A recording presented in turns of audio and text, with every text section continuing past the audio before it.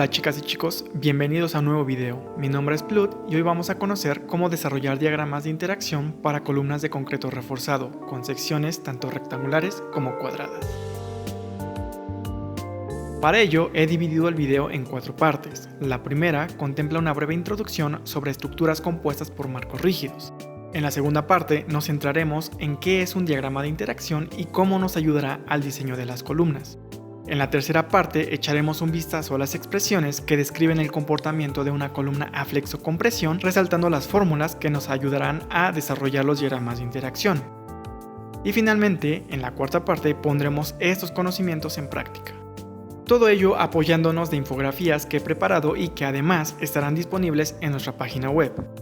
En cuanto al caso práctico, usaremos Coco, que como venía anticipando en la miniatura del video, esta hoja de cálculo forma parte de mi trabajo final de carrera, el cual contempla desde secciones típicas hasta otras cada vez más implementadas en los proyectos arquitectónicos, como las columnas con secciones T y secciones L. Así que vamos con ello. Estas estructuras consisten en una red de columnas y traves conectadas que forman el esqueleto estructural de un edificio. Esta red está típicamente construida sobre una cimentación de concreto y es la encargada de soportar los entrepisos, la losa de azotea, las cubiertas, los muros, acabados, etc. y de transmitir la sumatoria de estas cargas al suelo de desplante. Los materiales comúnmente usados para columnas y traves son el concreto reforzado y perfiles de acero. Así, la jerarquía de transmisión de cargas es la siguiente. Primero, las losas de entrepiso y azotea transmiten las cargas a las traves, para después las traves transmitirlas a las columnas. Posteriormente, las columnas transmiten las cargas a la cimentación y finalmente, la cimentación transmite esas cargas al suelo de desplante. De nuestras clases de análisis estructural sabemos que al aplicar una o más cargas sobre un marco rígido en sus elementos se desarrollarán momentos flexionantes como fuerzas cortantes y fuerzas axiales. Ahora bien, los elementos que se encuentran en compresión, que es el caso de las columnas, se encuentran sujetas al efecto simultáneo de momento flexionante y fuerza axial. Esto puede deberse a la transferencia de momentos para equilibrar los extremos de las vigas soportadas o como resultado de una desalineación de la carga sobre la columna respecto a su eje neutro, denominada excentricidad y denotada con la letra minúscula E. Ambos casos se pueden representar con la carga actuando a lo largo del eje neutro de la sección y un momento alrededor del centroide, que será igual al producto de la carga y la excentricidad. Para ilustrar conceptualmente la interacción entre momento flexionante y carga axial, se emplean los modelos gráficos denominados diagramas de interacción, que más adelante veremos que se construyen a partir de la interpolación lineal de un número definido de valores, y que además nos servirán para obtener el momento y la carga axial nominal para un par ordenado de momento y carga axial última, obtenidos de un análisis estructural. De acuerdo al punto de aplicación de la carga axial con respecto al eje neutro, es decir, la magnitud de la excentricidad, tendremos diferentes comportamientos y distribuciones de esfuerzos en la columna. Estos comportamientos están directamente relacionados con la curva de interacción. Así, por ejemplo, en el primer punto se obtendrá la máxima capacidad de carga axial a compresión que puede soportar la columna, al ser la excentricidad prácticamente nula. En el punto B será el caso de una carga axial grande actuando a una excentricidad pequeña, es decir, con un momento muy pequeño, y además la sección se mantiene en compresión. En el punto C se presenta una zona de compresión y una de tensión. El punto D representa la famosa condición balanceada, donde el refuerzo de tensión alcanza su deformación unitaria de fluencia al mismo tiempo que el concreto en compresión alcanza su máxima deformación unitaria de falla. El punto E es el caso de una carga axial pequeña actuando a una excentricidad grande, que dará como resultado un momento flexionante grande. Y a diferencia de los puntos anteriores, la deformación unitaria del acero en tensión es mayor que la deformación unitaria de fluencia. El punto F corresponde a la participación únicamente de un momento flexionante, de manera que la carga axial es nula. Y finalmente, en el punto G se obtendrá la máxima carga a tensión que puede soportar la columna. A pesar de que es posible derivar una familia de ecuaciones para determinar las fuerzas y momentos nominales de una columna sujeta a flexocompresión, estas resultarían tediosas de usar, razón por la cual se recurre al uso de diagramas de interacción. que son generados a partir de asumir una serie de distribuciones de esfuerzos, en donde cada uno de estos puntos corresponde a uno en la curva de interacción. Quizá te estarás preguntando cuántos puntos son suficientes para construir la curva de interacción. Pues bien, al menos deberán considerarse los puntos que mencionamos anteriormente. Sin embargo, la precisión de la curva dependerá directamente del número de puntos evaluados. Además de ello, para calcular estos puntos, deberá asumirse una relación de compatibilidad de deformaciones entre el acero y el concreto. Sumado a ello, se encuentran las 5 hipótesis fundamentales que podrán encontrar en el apartado 3.5 del capítulo Diseño y construcción de estructuras de concreto de la CNTC 2017. La siguiente ilustración muestra un caso general y describe el procedimiento de cálculo para una distribución específica obtenida a partir de un valor C, que corresponde a la profundidad del eje neutro a la fibra extrema en compresión. Como se puede observar, la sección transversal está compuesta por dos capas de refuerzo, CA y CB, cuyas áreas están bien definidas, con distancia de su eje neutro a la fibra extrema en compresión DA y DB, y con deformaciones epsilon sub SA y epsilon sub SB. Las fuerzas internas las determinaremos a partir del producto de los esfuerzos por su área correspondiente. La fuerza interna, desarrollada por el concreto, Fc, fue simplificada por Whitney como un bloque rectangular de esfuerzos equivalente, cuyas dimensiones están en función del esfuerzo F'C, que se obtiene al multiplicar la resistencia a compresión del concreto, F'C, por un valor constante de 0.85, valor propuesto por Whitney y comprobado más tarde por Roche.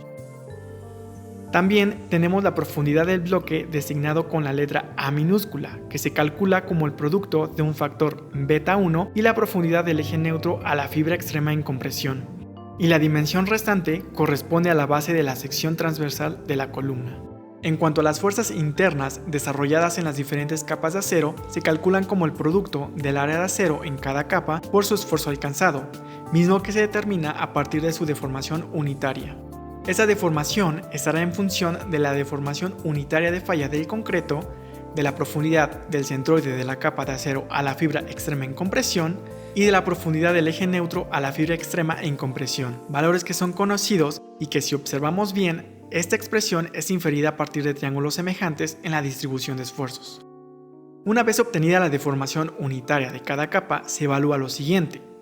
Si el valor absoluto de la deformación unitaria en la capa B, por ejemplo, es menor a la deformación unitaria del acero, epsilon sub y, entonces el esfuerzo será igual al producto del módulo de Young del acero por la deformación unitaria calculada.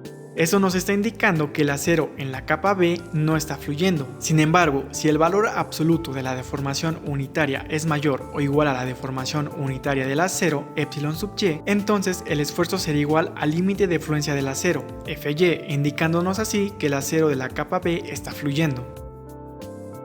A este punto del diseño nos podemos preguntar por qué el acero no puede alcanzar un valor mayor a Fy, si en su gráfica esfuerzo-deformación se presenta una curva superior al Fy.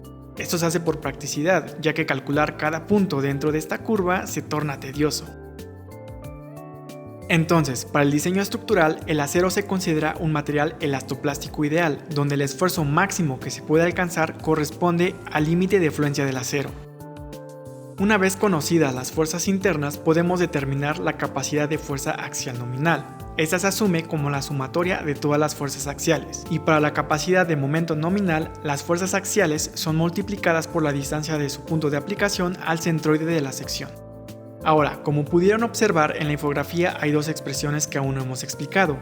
La primera corresponde a la profundidad de la falla balanceada, que si recordamos es el punto donde la falla del concreto y del acero ocurren simultáneamente, pero además este punto marca el cambio de fallas a compresión y fallas a tensión, y que para obtenerla se sigue la misma metodología anteriormente descrita, con la única condición de que tanto el concreto en el lado de compresión alcance su deformación unitaria de falla, al mismo tiempo que el acero en el lado de tensión alcance su deformación unitaria de fluencia, que se obtiene al dividir el límite de fluencia entre el módulo de Young del acero. La segunda expresión corresponde a la máxima capacidad de compresión concéntrica, es decir, que los momentos en ese punto son nulos y se obtiene al sumar la máxima capacidad permitida tanto en el concreto como en el acero. Además de esto, para todas las fuerzas mostradas en los diagramas se establece una conversión de signos, marcando la compresión como negativa. La mayor parte de todo este proceso descrito lo he sintetizado en 2 diagramas de flujo. El primero responde a determinar la profundidad del bloque de esfuerzos, que depende de un factor beta 1, y el segundo diagrama responde al procedimiento para determinar las fuerzas desarrolladas por las diferentes capas de refuerzo. La siguiente hoja de cálculo ha sido programada con las fórmulas que hemos revisado. La interfaz tiene como propósito ser intuitiva y práctica. Para lograr esto, la he integrado con 4 colores. Las celdas en color verde indican los titulares de cada tabla e información relevante que el usuario debe tener en consideración para construir el diagrama de interacción. Las celdas en color café indican los datos que el usuario debe introducir manualmente. Las celdas en color blanco son etiquetas y valores que se calculan automáticamente con base a los datos introducidos. Y las celdas en color gris son celdas de salida, es decir, muestran los resultados que el usuario necesita para evaluar los diferentes requisitos que las NTC contienen en su apartado 5.2 y 5.3 para el diseño de elementos a flexocompresión y fuerza cortante, y que además conforman la segunda etapa del diseño de columnas de concreto reforzado. Por lo tanto, inferimos que la primera parte consiste en obtener los valores de salida, que no son más que una serie de momentos y cargas axiales nominales para una serie de momentos y cargas axiales últimas que obtenemos de un análisis estructural. En la primera parte tenemos la entrada de datos, que son el punto de partida. Esta está desglosada en 4 bloques. El primero corresponde a la geometría de la sección, el segundo y tercero a las propiedades del concreto y acero respectivamente, y el cuarto se actualiza automáticamente con el arreglo de refuerzo que introduzcamos en esta sección transversal. Como pueden observar, solo una de las esquinas está habilitada para introducir valores. Esto lo programé así por practicidad y con el propósito de que el refuerzo se suministre simétricamente, ya que al trabajar con una sección simétrica en sus 2 ejes octogonales, lo ideal es que el refuerzo también lo sea. La forma de introducir el refuerzo es colocando el número que representa el calibre de la varilla, y en el caso de que se desee introducir paquetes de varillas, más abajo tenemos un bloque que nos ayuda a calcular un número equivalente. Así, por ejemplo, si nuestro paquete está conformado por una varilla del número 4 y una del número 6, el número que debemos introducir es 7.21. A un costado de la sección transversal tenemos 2 bloques que se actualizan automáticamente mostrando la distancia a la que se encuentra cada capa a partir de la fibra extrema en compresión y qué área de acero corresponde a esa capa, tanto en sentido X como en sentido Y, de igual manera siguiendo una condición de simetría en la sección. Ahora, el número de puntos que elegí para construir la curva de interacción son 12, un número bastante razonable, pero reiterando que la precisión de la curva dependerá directamente del número de puntos a evaluar.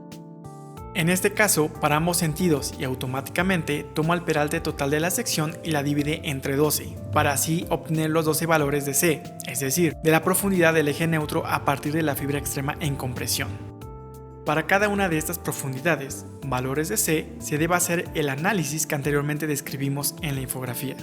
Vamos a revisarlo en uno de los puntos, por ejemplo, en este valor.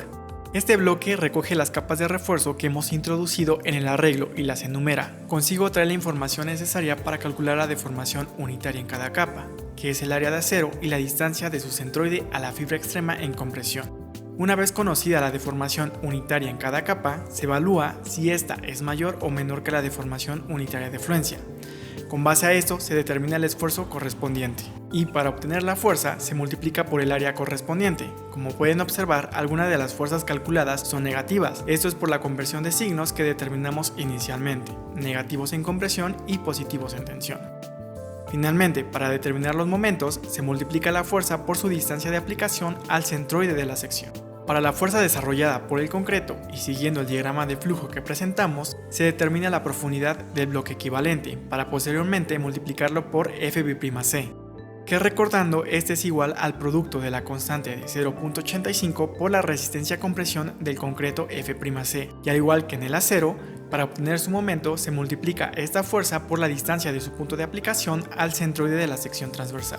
Este procedimiento se repite para los 11 valores restantes y adicionalmente se evalúa la condición balanceada, cuya profundidad podemos determinar a partir de la ecuación que dimos en la última infografía y siguiendo el mismo procedimiento.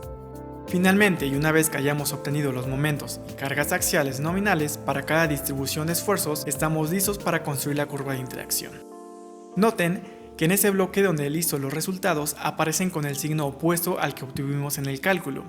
Esto es meramente una cuestión personal, ya que podríamos mantener los signos que vienen del cálculo y mantener la conversión de signos. Sin embargo, a mí me parece más práctico invertir los signos siendo consciente de que la parte de arriba de la curva corresponde a compresión y la de abajo a tensión. Por lo tanto, lo importante es saber interpretar los datos. Entonces, graficando estos valores que finalmente son coordenadas, podemos construir el diagrama de interacción. Generalmente se obtienen dos diagramas, uno para el sentido X y otro para el sentido Y.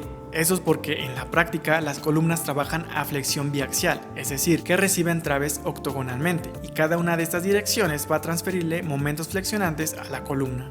El siguiente paso es evaluar los momentos y cargas axiales últimas que obtenemos de un análisis estructural. Para ello me voy a apoyar del siguiente edificio modelado en el software Midas-Gen, el cual ya ha sido cargado con cargas muertas, cargas vivas, cargas sísmicas y las combinaciones de acuerdo a las NTC. Para obtener los momentos y cargas axiales últimas de una columna, estos deben considerarse al menos al inicio y al final de la columna, que es donde se presentan los mayores esfuerzos. Para nuestro ejemplo, consideraremos esta columna y obtendremos sus resultados últimos.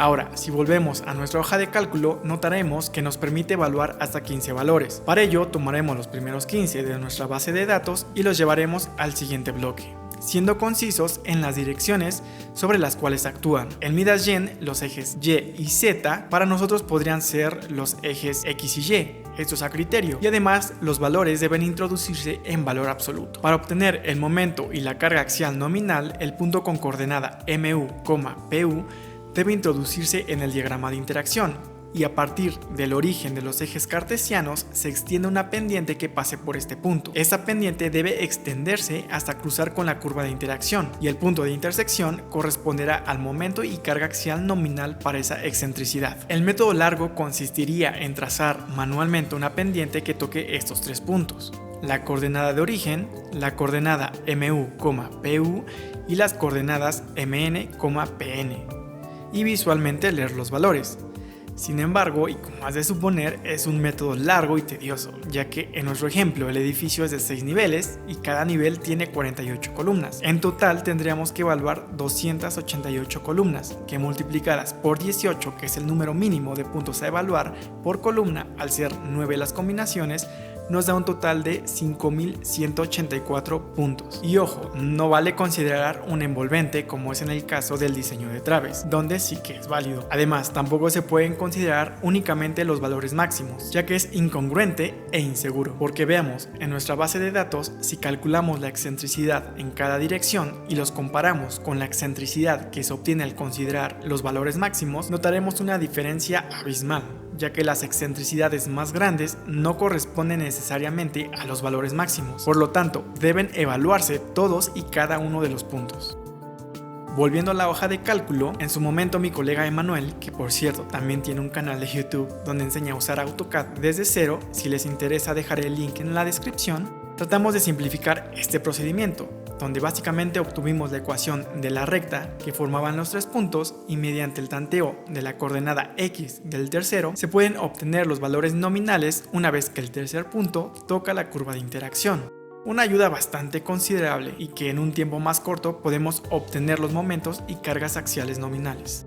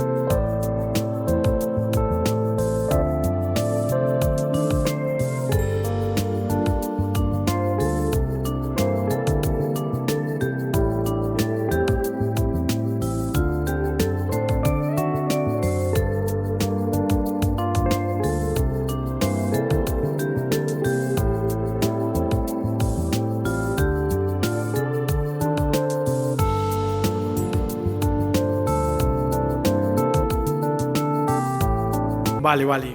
Pero aún aplicando este método, imagínense evaluar los 5.184 puntos y que cuando estemos en la segunda etapa de diseño, alguno de estos puntos no pasa. Prácticamente tendríamos que modificar la sección transversal, el acero de refuerzo o la resistencia del concreto, etc. Y sí, efectivamente, tendríamos que recalcular los momentos y cargas axiales nominales, ya que nuestras curvas de interacción cambiarían.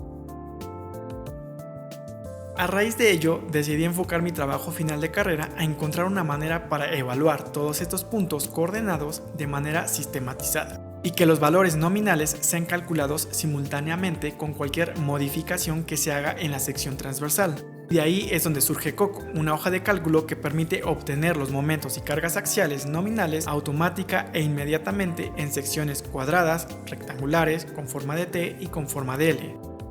La siguiente infografía explica en qué consiste el método que he propuesto, en el cual para construir la curva de interacción se evalúa un total de 2020 valores de C, es decir, de la profundidad medida a partir de la fibra extrema en compresión, tomando como referencia la profundidad que corresponde a la falla balanceada. Para distribuir los 2020 valores a través de un análisis empírico y bajo ciertos criterios, encontré que la profundidad balanceada se encontraba en un promedio del 55% del peralte total de la sección. Entonces sabía que de 0 a C balanceado debía evaluar más valores para obtener una distribución consistente.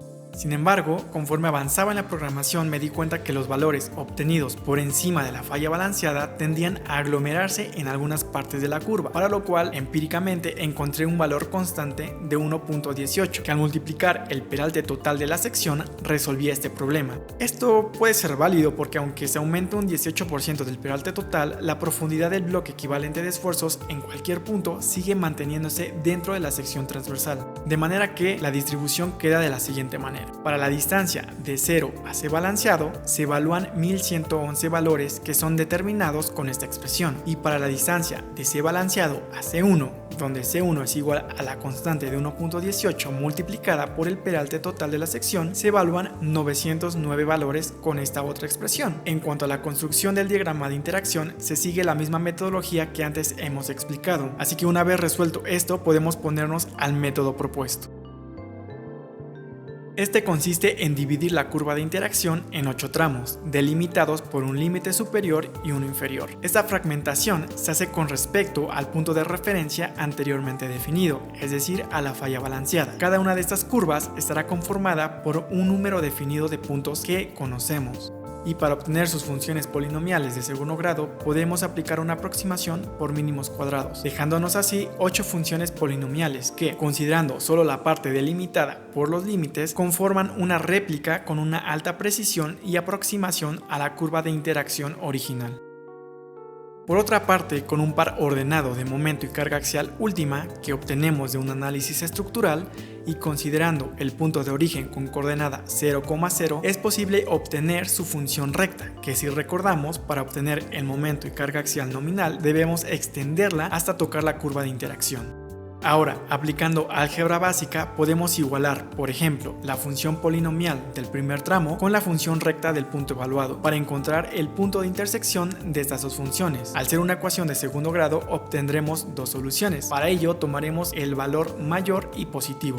Este valor obtenido es la carga axial nominal y si se encuentra dentro de los límites de ese tramo, entonces deducimos que ese valor corresponde al momento y carga axial último, y para encontrar el momento nominal simplemente habrá que evaluar esta expresión. En caso de que el valor de carga axial nominal no se encuentre dentro de los límites de este tramo, entonces deberá evaluarse el siguiente tramo y así consecutivamente. Antes de pasar a la hoja de cálculo, es importante mencionar que si el punto que estamos evaluando de momento y carga axial última queda fuera de la curva de interacción, nos está indicando que la sección y el refuerzo que estamos proponiendo está escasa y no podrá soportar las solicitaciones de carga. Entonces, siempre asegurarse que los puntos ordenados de momento y carga axial última queden dentro de la curva. Esta hoja de cálculo tiene la misma operatividad que la anterior, con algunas mejoras y por supuesto con la cualidad de que los momentos y cargas axiales nominales se calculan automáticamente, y esta nos permite evaluar hasta 100 pares ordenados de momento y carga axial última simultáneamente, tanto para la dirección X y Y. Para ello vamos a retomar la base de datos que usamos en la hoja anterior, y si comparamos con los resultados que obtuvimos por tanteos, nos daremos cuenta que inclusive estos son más precisos.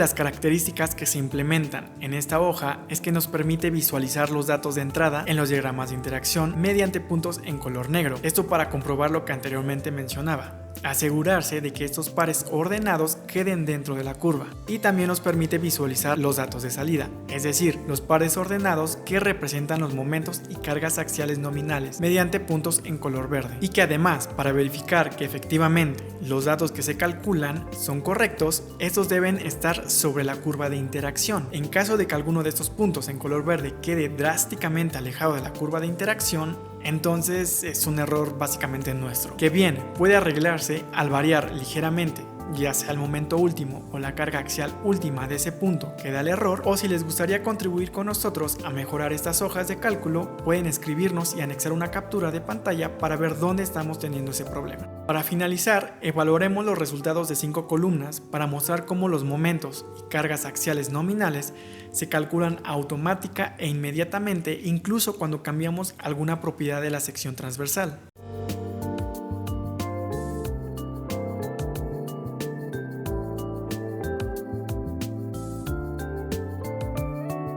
Si alguno de ustedes quisiera visualizar el procedimiento de cálculo y las expresiones que fueron usadas, hacia la derecha de nuestra interfaz van a encontrar todo el desarrollo detallado, y en la segunda pestaña podrán encontrar las expresiones que fueron usadas para la programación. Las cuantías de acero máximas y mínimas han sido también tomadas del apartado 7.3 de la CNTC. Otra de las características que nos permite la hoja es factorizar los resultados con base a los factores de reducción que el apartado 3.7 de la CNTC nos proporciona. La hoja automáticamente evalúa si el par ordenado de momento y carga axial se encuentran en tensión o compresión y los multiplica por el factor correspondiente. Ojo, los resultados factorizados únicamente se reflejan en el bloque de datos a evaluar. En los diagramas de interacción no los muestran. Otra de las características que tiene la hoja es que en algunas celdas de introducción de datos, cuando se introduce un valor fuera de las recomendaciones de la normativa, o bien estas cambian de color o un mensaje de error es mostrado. Para algunas otras celdas muestra un mensaje antes de introducir el dato, indicando cómo estos deben introducirse. Esta primera hoja de cálculo corresponde a secciones cuadradas y rectangulares. No es la versión final, pero ya ha pasado por múltiples revisiones y hasta ahora todo marcha muy bien. En cuanto a las otras dos secciones, secciones T y secciones L, las estaremos compartiendo con ustedes a través de nuestra página web y por nuestro canal de YouTube cuando pasen las fases de revisión. Esto es prácticamente lo que refiere a la primera etapa y que considero es la más laboriosa del diseño de columnas. En el siguiente video usaremos estos resultados nominales para seguir con la segunda etapa de diseño, tanto en flexocompresión como por cortante. Por mi parte, eso ha sido todo por el día de hoy. Un saludo y hasta la próxima.